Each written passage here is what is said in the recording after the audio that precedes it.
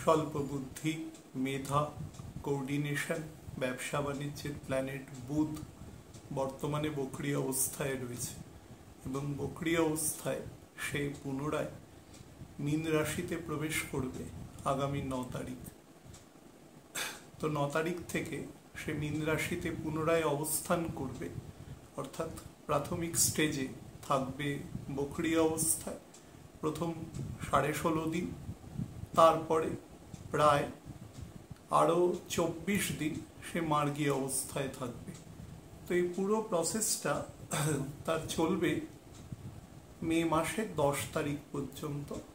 তারপরে বুধ পাকাপাকিভাবে মীন রাশি থেকে মেষ রাশিতে ট্রানজিশন তার ঘটবে।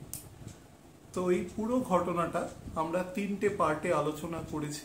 যে প্রথমে বুধ যখন মার্গী গতিতে সে মীন রাশি সে যখন তার গোচর করেছে, অর্থাৎ 26শে মার্চ পর্যন্ত তার উপর একটা আলোচনা আমি করেছি। তারপরে বুধ যখন বক্রী হয়েছে, অর্থাৎ 26 তারিখ সে মেষ রাশিতে ঢুকেছে, 2 তারিখ বক্রী হয়েছে। তো এবং এই 9 তারিখ সে যখন পুনরায় মীন রাশিতে প্রত্যাবর্তন করবে, এই পর্যন্ত একটা অনুষ্ঠানও আমি করেছি।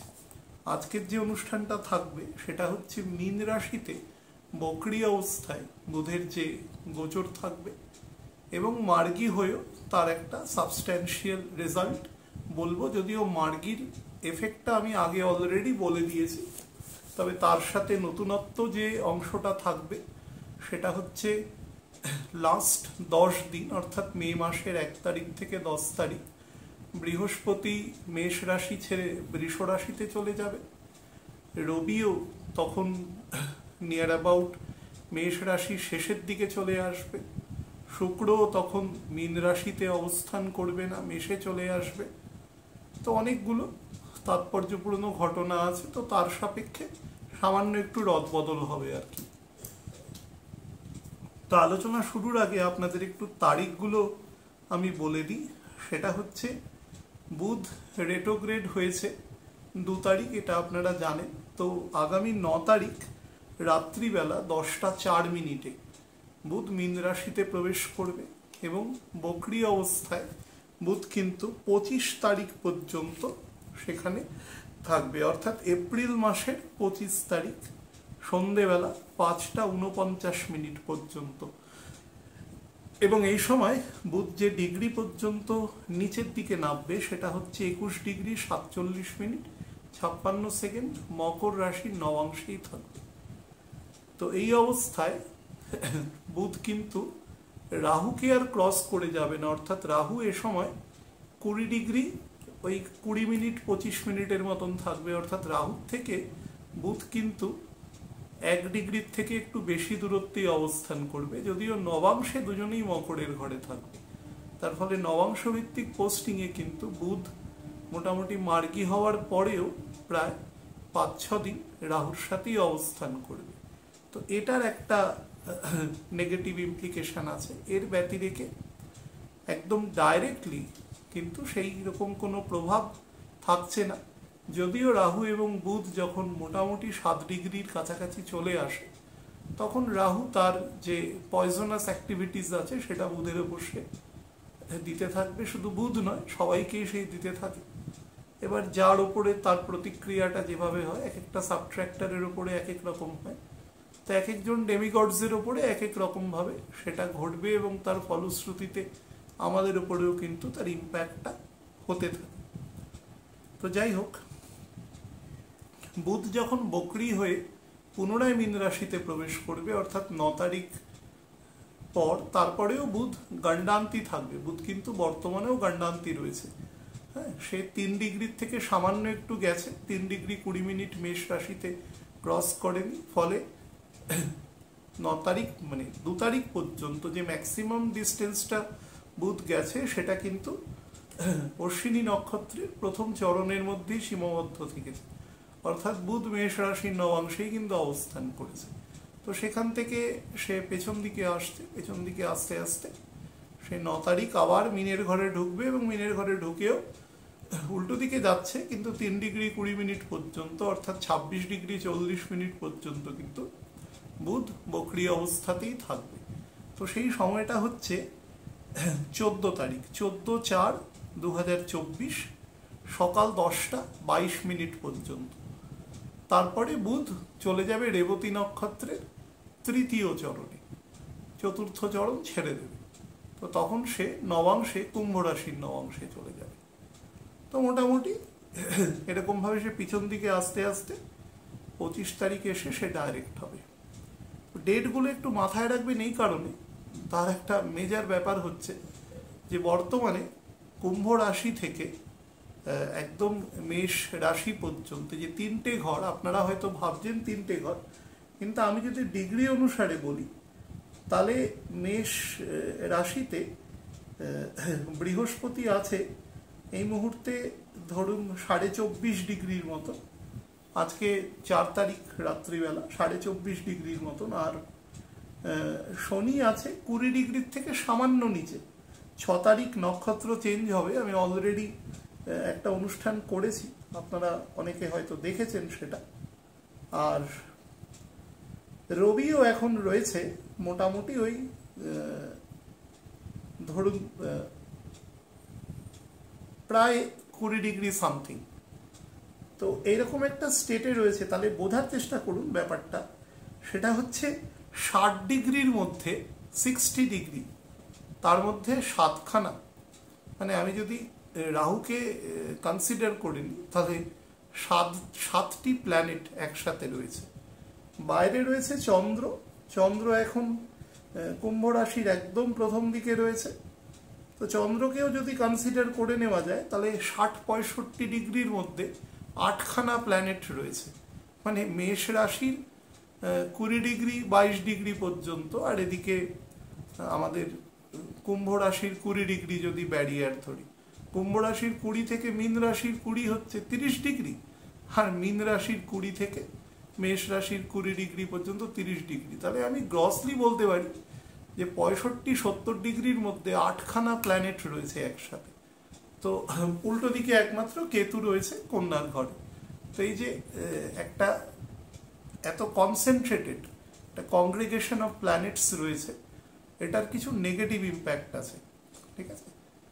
তো প্রত্যেকটা গ্রহই চেষ্টা করবে তার তার নিজস্ব যে কারকতা আছে সেটা প্রকাশ করার, সেই ঘর বা সেই গ্রহের রেসপেক্টিভ বলবত্তা অনুসারে সেটা আমাদের উপর ইম্প্যাক্ট হবে। আমাদের ন্যাটাল হরোস্কোপ বা তার যে অসংখ্য ডেরিভেটিভস রয়েছে তার ওপরে, আমাদের দশা, অন্তর্দশা, প্রত্যন্তর দশা, সব কিছু আমাদের পাম, এই এতগুলো কন্ট্রাস্টের সাথে এই গোচরকে কন্ট্রাস্ট করাতে হবে, তবেই আপনি তার রেজাল্টটা পাবেন। কিন্তু ফ্যাক্টর হচ্ছে যখন সব গ্রহ খুব কাছাকাছি এসে পড়ে, তাদের কেউ তুঙ্গ ঘর, কেউ নিজ ঘর, এসবগুলো বাদ দিন, ব্যাপারটা হচ্ছে প্রত্যেকেই প্রত্যেকের কারকতা দেওয়ার চেষ্টা করবে, এবং সেই কারকতায় যেটা হবে, প্রত্যেকটা প্ল্যানেটের নিজস্ব কারকতা আছে। আমরা বলার সময় অনেক সময় এ ওর বন্ধু, এ ওর শত্রু, এসব কথাবার্তা বলি। এখানে বন্ধু শত্রুর কোনো ব্যাপার নেই, এখানে ব্যাপার হচ্ছে এক একজনের কাজ এক এক রকম আছে। তো আগুন এবং জল যদি বলেন তা কি বলা যাবে, যে একে অপরের শত্রু, কিন্তু অ্যাকচুয়ালি কি তারা শত্রু? তাদের দুটো ডিফারেন্ট ফাংশন আছে সম্পূর্ণ। এবার হ্যাঁ, এটা ঠিক যে আগুন নেভানোর জন্য জল ব্যবহার করা হয়, কিন্তু তার মানে কেউ এনিমি নয়। সেই জন্য প্রত্যেকটা বস্তুই বা ভগবান যাকে যে কাজের জন্য তৈরি করেছে তার আলাদা কাজ আছে। অ্যান্টি সোশ্যালের কাজ হচ্ছে অসামাজিক কাজ করা, আর আমাদের পুলিশের কাজ হচ্ছে তাকে ডিটেক্ট করা এবং তাকে সাজা দেওয়ানো আইনত। তো সুতরাং কেউ কারো শত্রু নয়, কিন্তু যদি কার্যক্ষেত্রে এক জায়গায় এসে যায় তাহলে দুজন দুজনের উল্টো দিকে কাজ দেওয়ার চেষ্টা করবে, এটা হচ্ছে মেন ব্যাপার। কিন্তু অ্যান্টি সোশ্যাল কাজ করাটা তো অ্যাকচুয়ালি কোনো সোশ্যাল কাজ নয়। তো সেটা স্বাভাবিকভাবেই সেটা সমাজের বৃহত্তর জনসংখ্যার সাপেক্ষে সেটা নেগেটিভ কাজ, সেই জন্যই সেটা সোশ্যাল নয়, সোশ্যালের বিরুদ্ধে। তো সেই হিসাবে যাই হোক, তো প্ল্যানেটগুলো যখন তার প্রত্যেকটা ঘরের কারকতা অনুসারে একসাথে চলে আসে, তখন সবাই সবাইকে সাবডিউ করার চেষ্টা করে। অর্থাৎ আমি একটা খারাপ উদাহরণ দিয়ে বলছি, পরিবারে দেখবেন অনেক সময় খুব গন্ডগোল চলছে একে অপরে, তখন সবাই সবার উপরে একটা মত চাপানোর চেষ্টা করে। ঠিক সেরকম ব্যাপারগুলোকে খুব লাইট ওয়েতে ভাবার চেষ্টা করবে। খুব কাছাকাছি যখন থাকবে তখন সেটা হবে। শনি মঙ্গল প্রায় 1 ডিগ্রিতে রয়েছে, কাছাকাছি 4-5 ডিগ্রি ডিফারেন্সে। রবি রাহু আজকে 1 ডিগ্রিতে অবস্থান করছে। আচ্ছা, তার সাথে শুক্রও কাছাকাছি চলে গেছে, ধরুন 10 ডিগ্রি 10.5 ডিগ্রির মতন শুক্র রয়েছে, সেও আমাদের শনির নক্ষত্রে অবস্থান করছে। বুধ তার সামান্য দূরে রয়েছে, বৃহস্পতি রয়েছে। তো এতগুলো প্ল্যানেট, বড় প্ল্যানেট রয়েছে, সব থেকে বড় ব্যাপার। এবং মধ্যেখানে আবার রাহু বসে গেছে, দুটো বড় প্ল্যানেটের মধ্যেখানে রবি রয়েছে। তো তার ফলে ডিগ্রিগুলো বা সময়গুলো এখানে খুব ইম্পর্টেন্ট। আমাদের প্রাইমারি উদ্দেশ্য থাকবে গ্রহগুলো যত দ্রুত দূরে চলে যায় একে অপরের থেকে, যত বেশি দূরে চলে যাবে তত সে তাদের স্বতন্ত্র ফল দেওয়ার মতো সমর্থ থাকবে, এবং যত কাছাকাছি থাকবে তত কি করবে, একে অপরের দ্বারা ইনফ্লুয়েন্স হবে এবং করবে, দুটোই একসাথে করবার চেষ্টা করবে এবং হবে। তো সেখানেই নেগেটিভ কাজটা দেয়। এবার আমাদের আলোচনা যেহেতু মূলত বুধকে নিয়ে আছে, সেহেতু আমরা সেই জায়গাটায় বলে দিই, বুধ যখন একদম জাংচারের ওপরে আছে, আজকে 4 তারিখ, ওই 2.5 ডিগ্রির মতন রয়েছে বুধ, 2.5-2.25 ডিগ্রির মতো, আস্তে আস্তে নিচের দিকে নামছে।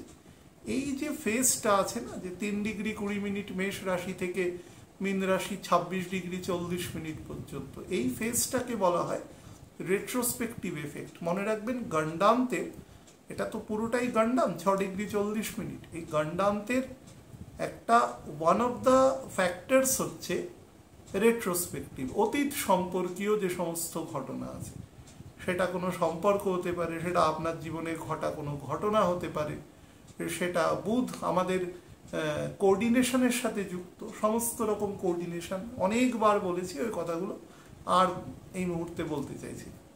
তো সে কি করবে, আমাদের ধরুন প্রিভিয়াস কোনো, আমরা যখন স্কুল কলেজ ইউনিভার্সিটিতে পড়েছি বা যেখানে পড়েছেন সেরকম, বা ছোট্টবেলাকার একেবারে বন্ধুত্ব, এই সমস্ত স্মৃতি বা এই সমস্ত মানুষ আপনাদের রেসপেক্টিভ দশা অন্তর্দশা অনুসারে আমাদের স্মৃতিতে ভেসে আসে।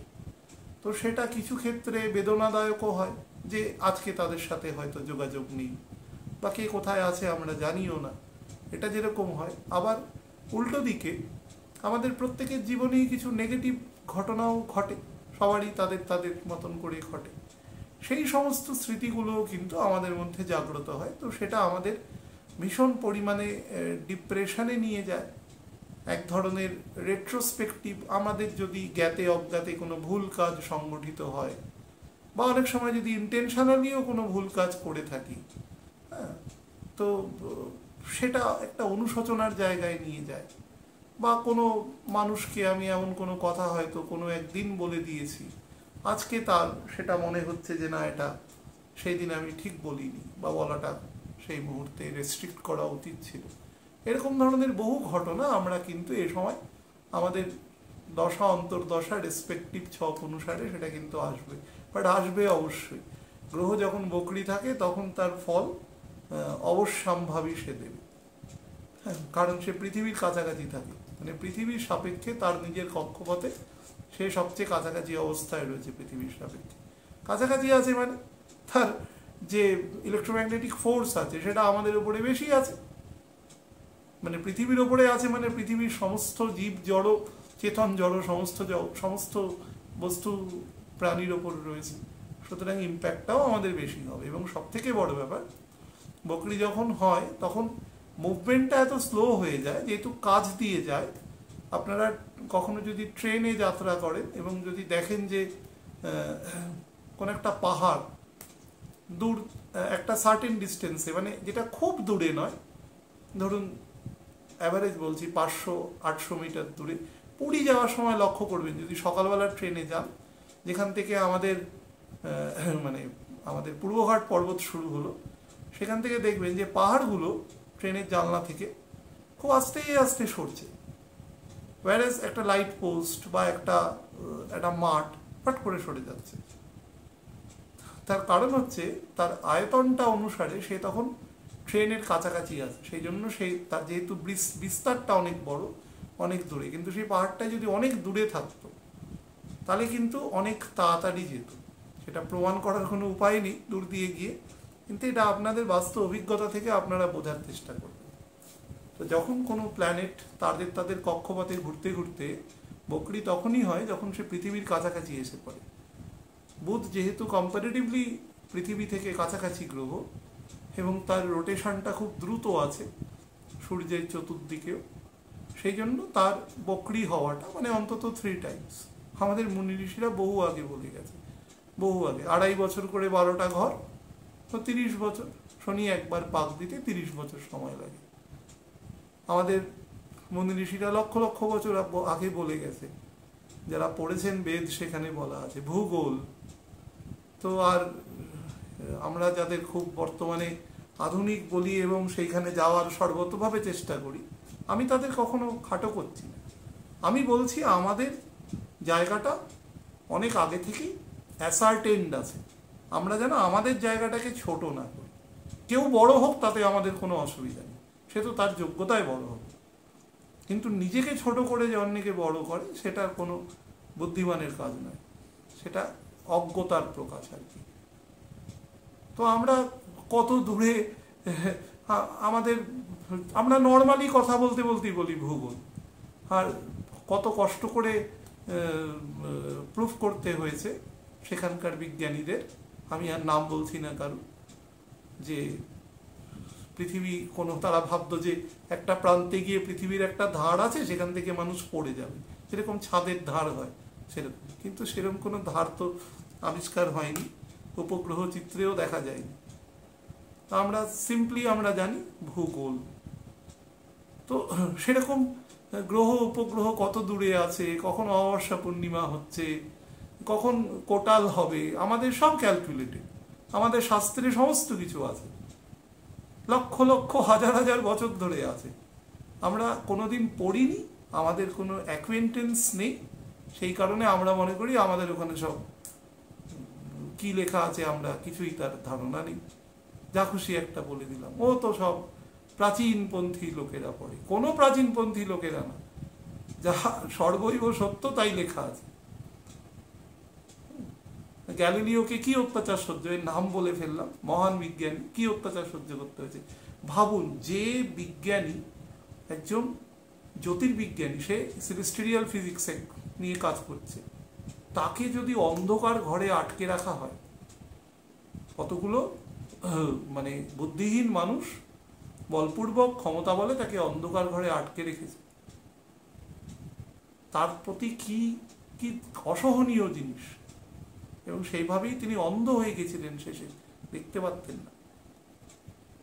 তিনি আমাদের শনি বৃহস্পতি এদের সমস্ত দেখে বলে দিয়েছেন যে এরা গ্রহ, আর আমাদের মুনি ঋষিরা তার বহু আগে বলে গেছে।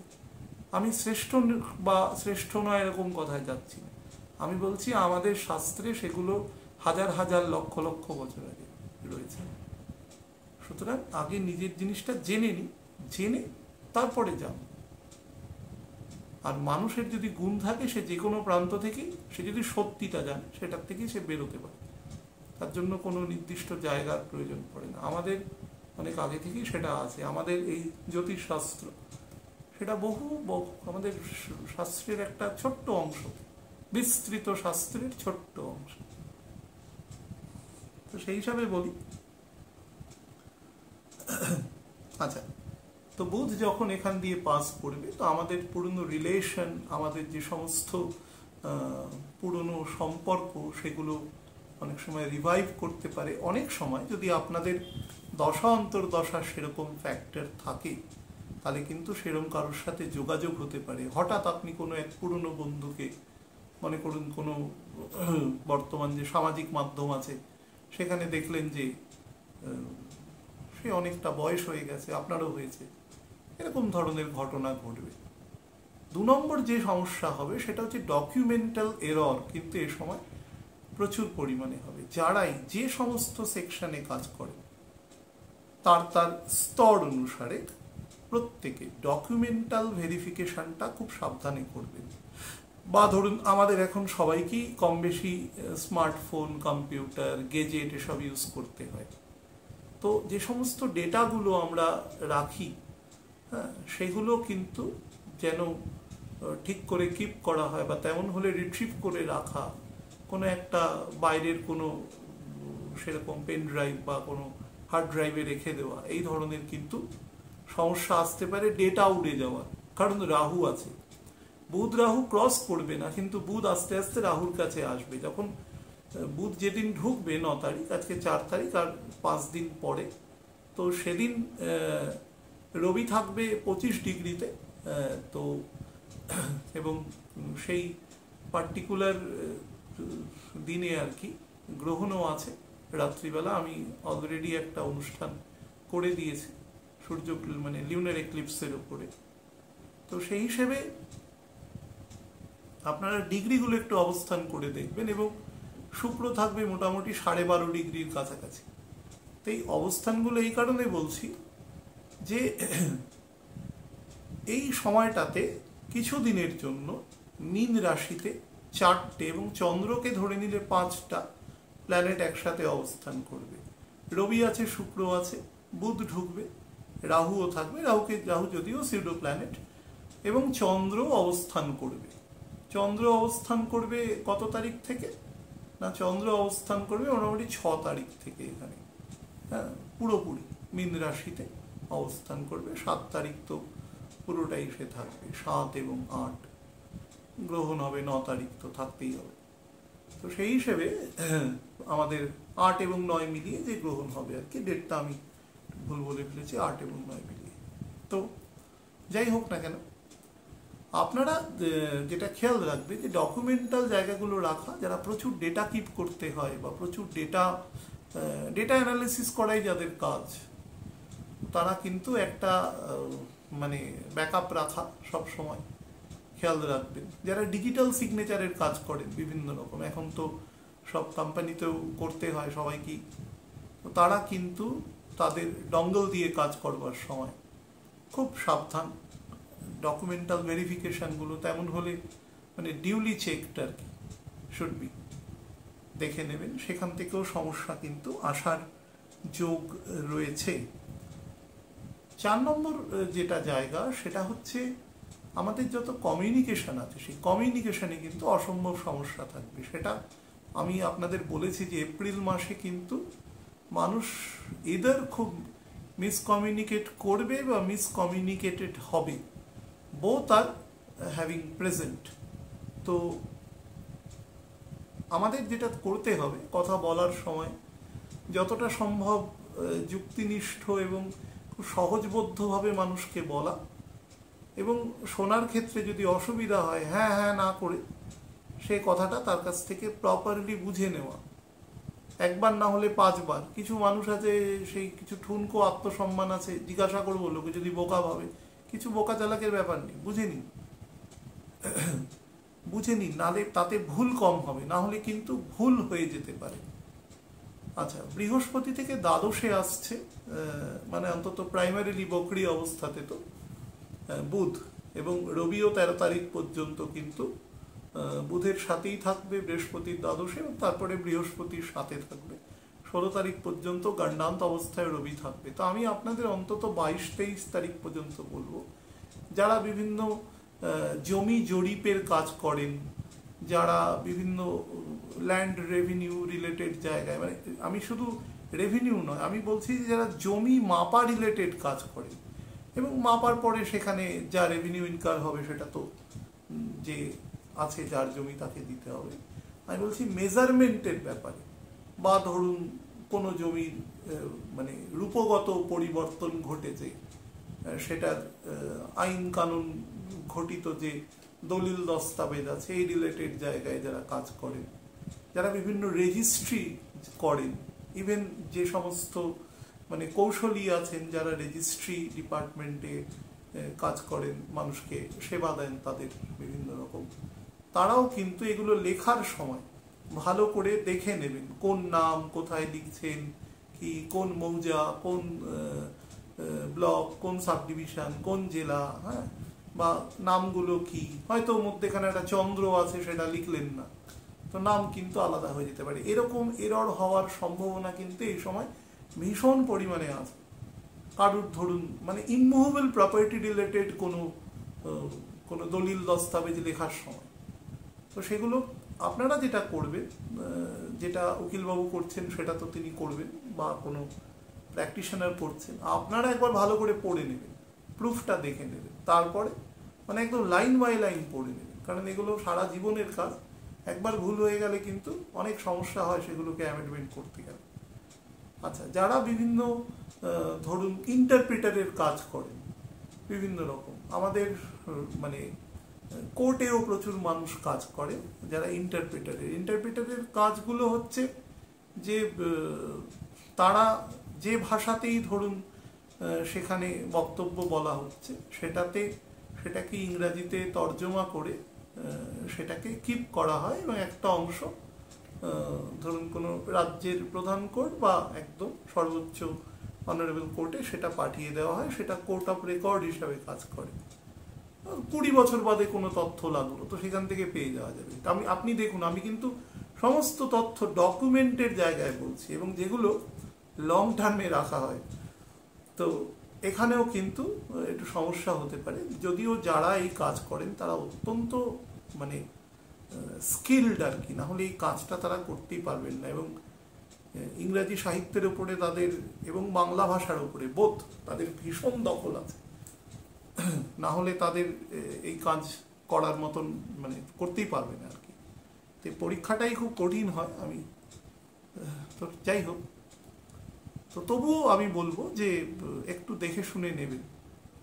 বা ধরুন আপনি কোনো সার্টিফাইড কপি তুলছেন, কোনো আপনার দলিলের কোনো কারণে মিসপ্লেস হয়েছে বা বেচা কেনা হয়েছে, আপনি প্রপারলি মাদার ডিড পাননি, এরকম এই সংক্রান্ত দলিল দস্তাবেজ, জমি বাড়ি, এ সমস্ত যত লেজিটিমেট ডকুমেন্ট আছে সেগুলোকে নেওয়া দেওয়ার সময় ভেরিফিকেশন করা, এবং এই সময় যদি কোনো প্রপার্টি পারচেস সেল করেন সেগুলো খুব ভালো করে দেখে শুনে নেওয়া।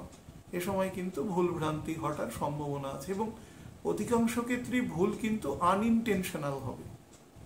হয়তো কোনো পক্ষই চাইছে না যে ভুল হোক, কিন্তু ভুল হয়ে গেল, তার ফলে ভেরিফিকেশনটা করে একটু দেখে নেবেন। নাম্বার 5 যে অংশে সমস্যা আসতে পারে সেটা হচ্ছে ডিসিশন মেকিং এবিলিটি। ভীষণই ফ্লাকচুয়েশন করবে এই সময়, অর্থাৎ যা বলার চেষ্টা করবেন সেটা হয়তো লোক উল্টো বুঝবে বা আপনি উল্টো বুঝবেন, দুটোই হতে পারে। সেখান থেকে হটটক পর্যন্ত হতে পারে। এই ব্যাপারটা কিন্তু অ্যাকচুয়ালি ঘটবে রবি বেরিয়ে যাওয়ার পরে, মোটামুটি 13 তারিখ থেকে 25-26 তারিখ পর্যন্ত কোনোভাবে কোনো তর্কে বিতর্কে জড়াবেন না। এই সময় বুধ এবং রাহু কাছাকাছি অবস্থায় থাকবে 5-6 ডিগ্রির ডিফারেন্সে, এবং ডিফারেন্সটা আস্তে আস্তে কমতে থাকবে। তো কোনোভাবে কোনো ইনসাবঅর্ডিনেশনে যাওয়া, বাড়ির বয়োজ্যেষ্ঠদের সাথে কোনো তর্ক বিতর্ক করা, কোনো গুরুস্থানীয় কোনো মাস্টারমশাই এরকম কোনো মানে আমি অনেক জানি, হতে পারে হয়তো তিনি 10টা তথ্য বললেন, একটা হয়তো কোনো কারণে তার বলার সময় ভুল হয়ে গেল, সেটা নিয়ে তাকে এমন কোনো বক্তব্য বলে দেওয়া যেটা খুব মানে যেটা হিউম্যান এরর হয়, সেটাকেও উপহাস করা বা খারাপ কথা বলা, এগুলো কোনোদিন করবেন না, এখন তো করবেনই না। নাম্বার 6 হচ্ছে এ সময় মানুষের মধ্যে কিন্তু কিছু কানিং নেচার তৈরি হবে। কানিং মানে কারোর ক্ষতি করার উদ্দেশ্যে না, কিন্তু আমি বলবো নিজেকে বাঁচানোর জন্য অনেক সময় সে এমন কোনো পথ অবলম্বন করতে পারে যে পথটাকে কিন্তু সবসময় খুব সোজা পথ নাও বলা যেতে পারে। হয়তো আইন কানুনের চোখে সেটা হয়তো অপরাধ হলো না, কিন্তু মানে অ্যাকচুয়ালি সেটা সিনফুল ওয়ার্ক আর কি। তো এই ধরনের কাজ, আমি এর বেশি কিছু বলবো না, এই ধরনের কাজ করবার প্রবণতা আছে। কুবন্ধু বা কুসংঘের কিন্তু যোগাযোগের সময় খুব বেশি থাকবে, এবং এক ধরনের কি বলবো মানে অজ্ঞানী নাস্তিকতার কিন্তু মানসিকতা তৈরি হতে পারে। জ্ঞানী হলে সে নাস্তিক হবেই না, এটা হচ্ছে প্রথম কথা। সেটা আমি বলিনি, ভগবান বলে গেছে, তো আমি শুধু কোট করলাম। তো যে পরম জ্ঞানী সে কখনোই হবে না। অনেকে দেখবেন এরকম করে বলে, আমি তো বলতে পারি, তো সেটা তার উপলব্ধি। তো সেই উপলব্ধি সে যখন যদি সেরকম কোনো মানুষের সংস্পর্শে আসে, তবে তার উপলব্ধি নিশ্চয়ই পরিবর্তন হবে। আর না হলে না হবে, সে যেখানে ছিল তার সোল সেখানেই থেকে যাবে। কিন্তু এগুলো নিয়ে চর্চা করবার প্রয়োজন নেই বেশি। কিন্তু এই সময় এরকম ধরনের কিছু ধরুন কথাবার্তা বা এরকম মাত্রা জ্ঞানহীন কিছু কমেন্ট, যেগুলো অন্য মানুষকে পীড়া দিতে পারে, এই ধরনের কিছু কিন্তু বক্তব্য উঠে আসতে পারে সমাজের কোনো না কোনো। আমি কিন্তু বলছি সারা পৃথিবীব্যাপী, মনে রাখবেন না যে আমি শুধু কলকাতা বা তার সারাউন্ডিংসের কথা বলছি। মীন রাশি মানে তার ওপরে কথা হচ্ছে, তো বৃহস্পতির রাশি জাইগ্যান্টিক রুম আর কি, শনির মূল ত্রিকোণের দ্বিতীয় ঘর, সুতরাং সারা পৃথিবীতেই এটা কম বেশি কার্যকরী হবে তার মানডেন অনুসারে। আচ্ছা, যারা সিভিল অ্যাডমিনিস্ট্রেশনে কাজ করেন, সেটা কোনো স্কুল চালনা হতে পারে থেকে একেবারে অনেক উঁচু পর্যন্ত, তারাও কিন্তু খুব সাবধানে এ সময় নিজের ডকুমেন্টাল যে ওয়ার্ক আছে সেটা কিন্তু খুব সাবধানে এ করবেন। সেখান থেকেও কিন্তু একটু মানে সতর্ক থাকতে হবে আর কাজ করার সময়। আচ্ছা, নাম্বার 7 হচ্ছে এই সময় কিন্তু যেসব মানুষের সমাজে দেখবেন এক শ্রেণীর মানুষ আছে যারা মানে আমাদের 5 ধরনের মহাপাপের কথা বলা আছে শাস্ত্রে, 5 ধরনের, যেটা মহাপাপ। তো এই মহাপাপের মধ্যে যে 5 নম্বর পাপ আছে সেটা খুব অদ্ভুত। যে এই 4টে পাপ করে প্রথম, তার সাথে যে বিচরণ করে সেও সের মধ্যে চলে যায়। আমি আইন পড়েছি বলে আপনাকে বলছি, এটা আমাদের বর্তমান আইনেও একটা জায়গা আছে, অ্যাবেটমেন্ট বলে বলে, যেটার বাংলা মানে হচ্ছে কুকার্যে সহযোগ। আইপিসির 107 নম্বর আর্টিকেলে বলা রয়েছে কুকার্যে সহযোগ। অর্থাৎ কেউ যদি কাউকে কোনো মানে ইললিসিট কাজ করতে সহায়তা করে, তাহলে তাকে একই অপরাধে অপরাধী, সেকশন 34-এ কমন ইন্টেনশন দেওয়া হবে। তো সেটা বলা আছে পরিষ্কার। তো এইখানে এরকম কুকার্যে সহযোগের কিছু এ আসতে পারে, এটা দশার উপর ডিপেন্ড করবে। আপনার যদি খারাপ দশা থাকে স্পেশালি, বা ন্যাটাল হরোস্কোপে কোনোভাবে মঙ্গল, রাহু এবং বুধ, বা শুক্র, বুধ এবং কেতু কোনো জলকারক বা বায়ুকারক ঘরে থাকে, এবং 3জনের মধ্যে ডিফারেন্স মোটামুটি 10 ডিগ্রি, এর মধ্যে কেউ বকরি হয়ে গেলে তো আরও সোনায় সোহাগা, এরকম অবস্থায় যদি থাকে তাহলে, এবং তাদের বয়স যদি মোটামুটি 40-এর মধ্যে হয়, তাহলে কিন্তু এই ধরনের কিছু কুবন্ধু, কিছু কুযুক্তি, কিছু কুকথা, তার দ্বারা ইনফ্লুয়েন্স হওয়া, যার কোনো সারবত্তা নেই, এই ধরনের কাজকর্মের মধ্যে কিন্তু মানুষ নিজেকে পেতে পারে। তো সেটা থেকে চেষ্টা করবে তার রেসপেক্টিভ বুদ্ধি অনুসারে সেগুলো থেকে বেরিয়ে আসা। হ্যাঁ, হ্যালুসিনেশনের মধ্যে নিয়ে যাবে, এবং সেটা কোঅর্ডিনেশনের মাধ্যমে নিয়ে যাবে। কোঅর্ডিনেটেড হবে কিন্তু ভুল পথে চালিত হবে। তো সাবধান। এই সময় চেষ্টা করবেন যে কেউ যদি কোনো কারণে কারোর কাছে অর্থ বা অন্য কিছু ধার চায়, তাহলে যদি একান্ত খুব প্রয়োজন না হয়, আমি দুজনকেই বলবো ধার চাইবেন না। আর সেরকম যদি মনে না করেন যে সেটার খুব একটা সারবত্তা নেই, সেই ব্যক্তি মিসইউজ করেছে, কিন্তু কারোর প্রাণ বা ওষুধ, এই লেখাপড়া, মানে লেখাপড়া মানে খুব গুরুত্বপূর্ণ লেখাপড়া, কেউ লোক দেখানোর জন্য কোনো বিশাল কিছু করার চেষ্টা করছে তার জন্য, তাহলে সেগুলোকে খুব একটা মদত দেওয়ার প্রয়োজন আছে বলে আমার যুক্তিতে আমার মনে হয় না। এবার সেটা আপনি বিবেচনা করে করবেন। কিন্তু এইগুলো ব্যতি রেখে যে কারোর প্রাণ সংশয়, তাহলে দেবেন না। তাহলে কিন্তু মানে দেবেন না আমি এই কারণে বলছি না যে আপনি পয়সা ফেরত পাবেন না, আপনার উপরে ব্লেম আসতে পারে খারাপ। সুতরাং যে ব্যক্তিকে দীর্ঘদিন ধরে চেনেন, যার একটা লেগেসি আছে, যার একটা ধরুন একটা পাথেও আছে আর কি, যে সেটা নিয়ে এগিয়ে এসেছে, এরকম ব্যক্তি ব্যতি রেখে বাকিদের খুব একটা এন্টারটেইন করবেন না সময়টাতে। তাহলে কিন্তু সে আপনার থেকে অর্থ বা অন্য কোনো সাহায্য নেবে, কিন্তু আপনার নামে বদনামও করে, বদনামটা মাত্রাটা খুব বাজে দিকে নিয়ে যেতে পারে, কোনোভাবে আপনার সোশ্যাল ডেফামেশন হতে পারে, কিন্তু সামাজিক সম্মানহানি, সেটা থেকে সাবধান থাকবে। আর হচ্ছে যাদের ডিমেনশিয়া জাতীয় প্রবলেম আছে, রাতে কোনো কারণে ঘুম হয় না, মানে অনেকে আছে যে শোয়ার সময় পায় না, আর এক শ্রেণীর লোক আছে যে শোয় তার ঘুম আসে না, এই সময় কিন্তু সেই সমস্যাটা বেড়ে যাবে।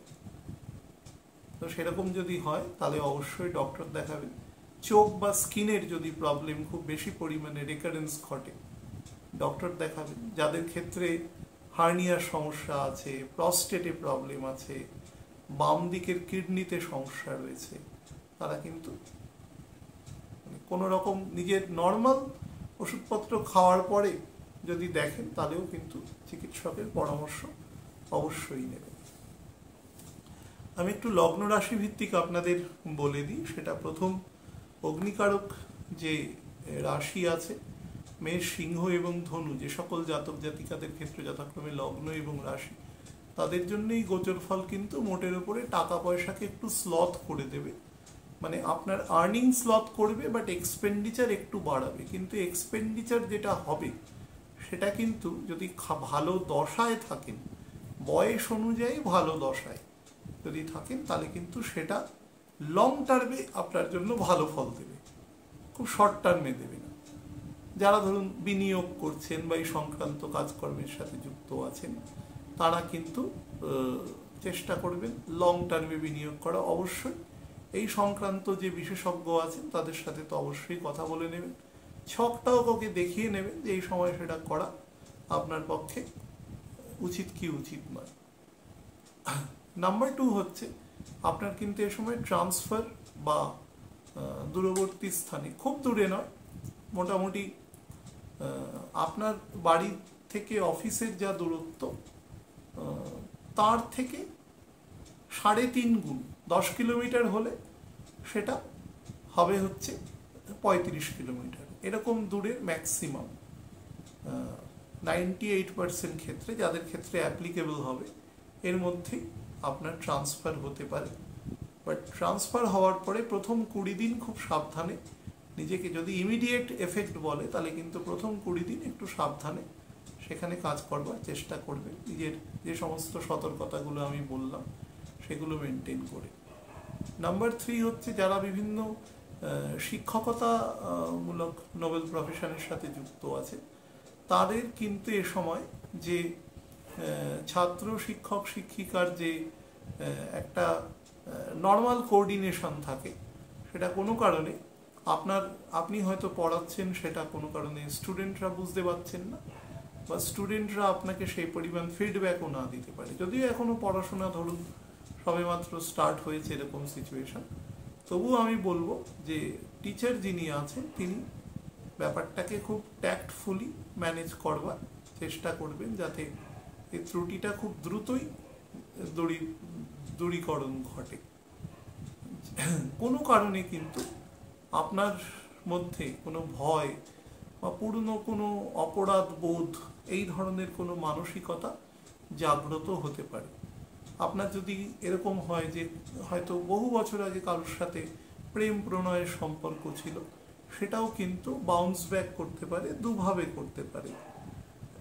সেটা স্মৃতিতেও আসতে পারে, বা সে সাক্ষাতেও তার সাথে কিন্তু পুনরায় পরিচয় হতে পারে। কি করবেন সেটা আপনার বিবেক বুদ্ধি অনুসারে সেই কাজ করবেন। আপার ডাইজেস্টিভ পার্টে যত্ন নেবেন, আর লোয়ার ব্যাক পেন কোমরে আর বাদিকের হ্যান্ডসে যদি কোনো সমস্যা দেখেন অর্থোপেডিক সংক্রান্ত, তাহলে অবশ্যই হেলথের যত্ন নেবেন এই সমস্ত সেকশনে বেশি। পৃথ্বীকারক যে রাশি আছে, অর্থাৎ বৃষ রাশি, আমাদের কন্যা রাশি এবং মকর রাশি, যে সকল জাতক জাতিকাদের ক্ষেত্রে যথাক্রমে লগ্ন এবং রাশি, তাদের জন্য প্রথম বলে দিই, কাজের জায়গায় কিন্তু খুব বড় রকম পরিবর্তন আসতে চলেছে, এবং সেটা গঠনগত স্ট্রাকচারাল চেঞ্জেস উইল কাম, এবং সেটা আপনার পক্ষে বেনিফিশিয়াল। যদি আপনার শনি স্ট্রং থাকে, কিন্তু শনি যদি দুর্বল হয় তাহলে যেটা হবে সেটা হচ্ছে আপনারকে অনেক অ্যাডিশনাল কাজ করতে হবে, যার জন্য আপনি কিন্তু বেতন বা ভাতা নাও পেতে পারেন। অর্থাৎ আপনাকে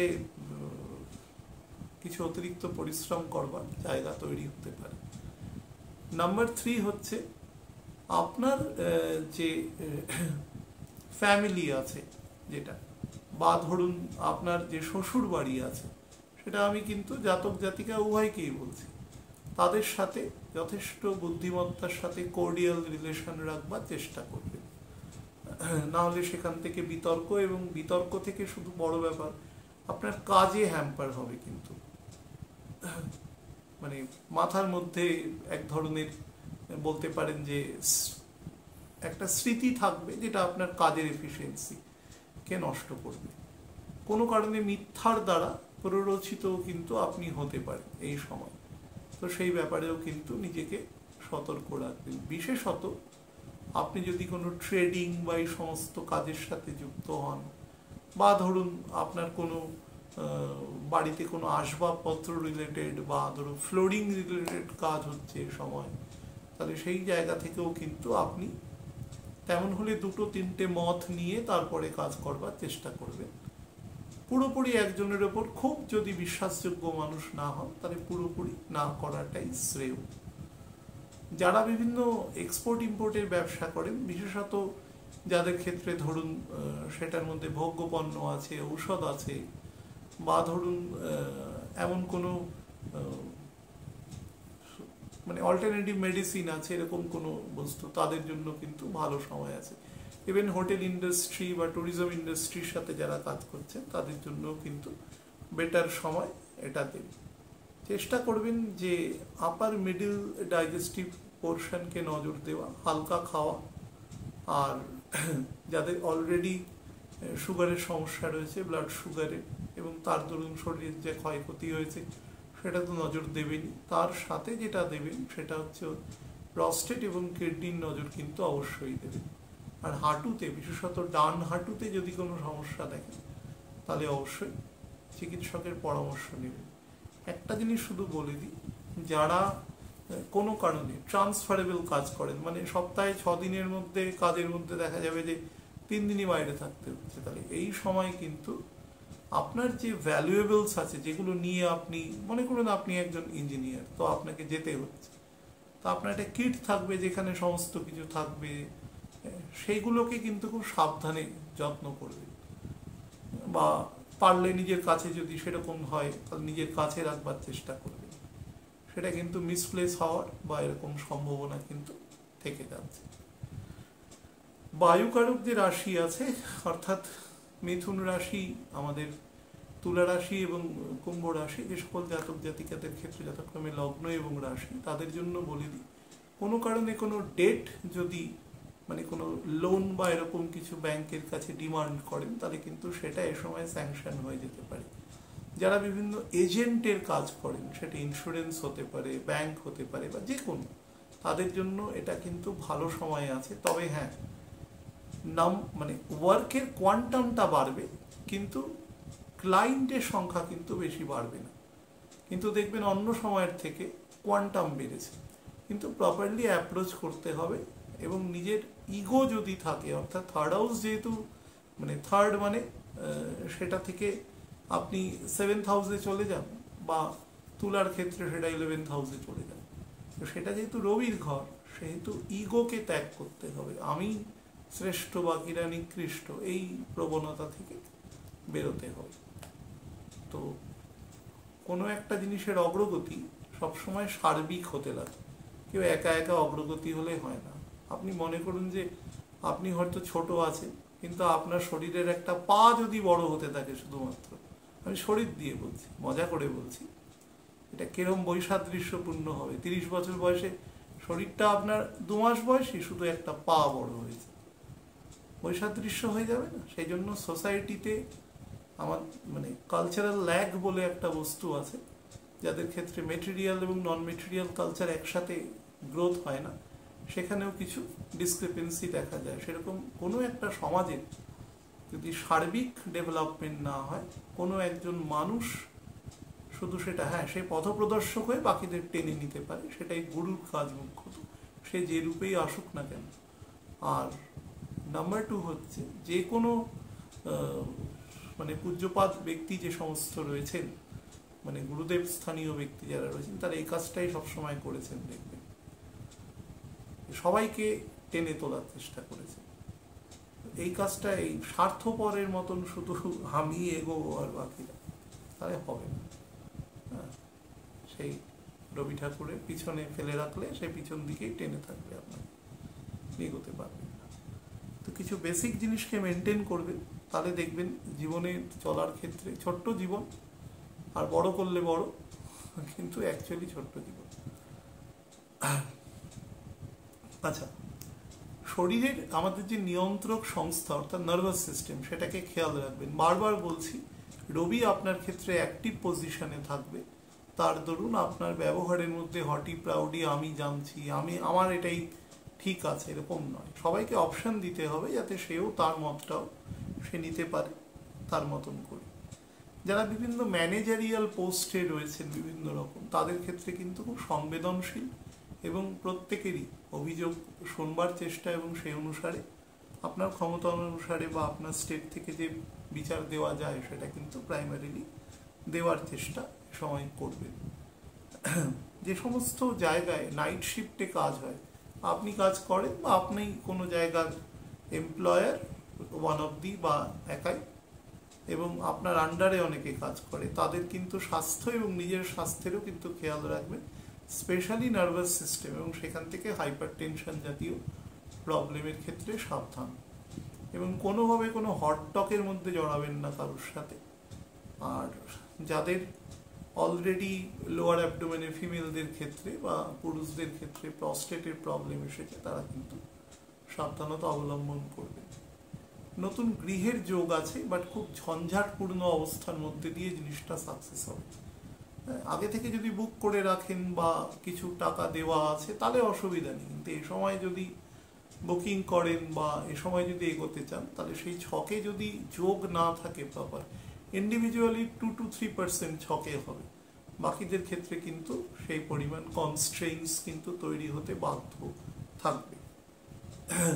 আর নাম্বার 5 যেটা বলার, সেটা হচ্ছে চোখের এবং স্কিনের যত্ন নেবেন যতটা সম্ভব, ভোকাল কর্ডেরও যত্ন নেবেন। যাদের ক্ষেত্রে টনসিলের সমস্যা রয়েছে, আপার চেস্টে প্রবলেম আছে, অ্যালার্জি হয়ে যায়, সামান্য ব্রিদিং ট্রাবল হয়, তারাও কিন্তু এই সময়টা শারীরিক যত্ন অবশ্যই নেবেন। আর ফিটে যাদের পেইন হয়, ফ্ল্যাট ফিট, সেটা বডি ওবেসিটি বা যে কারণে হোক, সেই অনুযায়ী চিকিৎসকের যা পরামর্শ সেটা মেনে চলবে। লাস্ট অংশ আপনাদের বলবো, সেটা হচ্ছে জলকারক যে রাশি, সেটা কর্কট রাশি, বৃশ্চিক রাশি এবং মীন রাশি। যে সকল জাতক জাতিকাদের ক্ষেত্রে যথাক্রমে লগ্ন এবং রাশি, তাদের প্রথম বলবো নিজের টেম্পারমেন্টকে কন্ট্রোল করবেন যতটা সম্ভব। কোনোভাবে এমন কোনো কথাবার্তা, এমন কোনো বিতর্কপূর্ণ জায়গায় কথা বলা বা বিতর্ককে উস্কে আনা বা পুরনো কোনো কথাকে টেনে আনা, সেই রেট্রোস্পেক্টিভ কথা, কোনো এক সময় হয়তো কেউ আপনার প্রতি কোনো মৈমাতৃসুলভ আচরণ করেছিলেন, সেই কথা আপনি এখন টেনে এনে বর্তমান পরিস্থিতিকে অশান্ত করছেন, এগুলো কিন্তু করার চেষ্টা করবেন না, তাতে আপনার গৃহশান্তি নষ্ট হবে বা আপনি যেখানে কাজ করছেন সেখানকার শান্তিও নষ্ট হবে। সব থেকে বড় কথা, আপনার নিজের ব্রিচ অফ পিস হবে, সেটা ভুলেও করবেন না। বাড়িতে যদি কোনো কনস্ট্রাকশন রিলেটেড কাজ হয়, তাহলে আমি বলবো যে 9 তারিখ থেকে 26-27 তারিখ পর্যন্ত এই কাজটা পারলে একটু ডেফার্ট করে দেবেন, একটু পিছিয়ে দেবেন আর কি। মে মাসের প্রথম দিক থেকে স্টার্ট করুন, তাহলেই সমস্যা হবে না। সন্তানদের অগ্রগতি বা তাদের নিয়ে একটু বেশি রকম দুশ্চিন্তায় থাকবার প্রবণতা রয়েছে, বা অনেক সময় ওভার অ্যাক্টিভ হয়ে কাজ করার প্রবণতাও কিন্তু এ সময় তৈরি হবে। বা খুব ভালো স্কুলে দিয়েছেন, কিন্তু এত দূরে যেতে আসতেই সে ঘুমিয়ে পড়ছে আর কি, ক্লান্ত হয়ে যাচ্ছে, পড়াশোনা করার কোনো মানে নেই। সব জায়গায় একই জিনিস পড়ানো হয় মোরলেস, কাছাকাছি ভালো স্কুলে পড়ানোর চেষ্টা করুন, মোটামুটি একটা পড়াশোনা হয়, তাহলেই হলো। নাম্বার 4 হচ্ছে নিজের বোধ দ্য লাংস এবং চেস্টের কোনো রকম ইনফেকশন বা কিছুর দিকে নজর রাখবেন। ইভেন হার্টের দিকেও কিন্তু নজর দেবেন।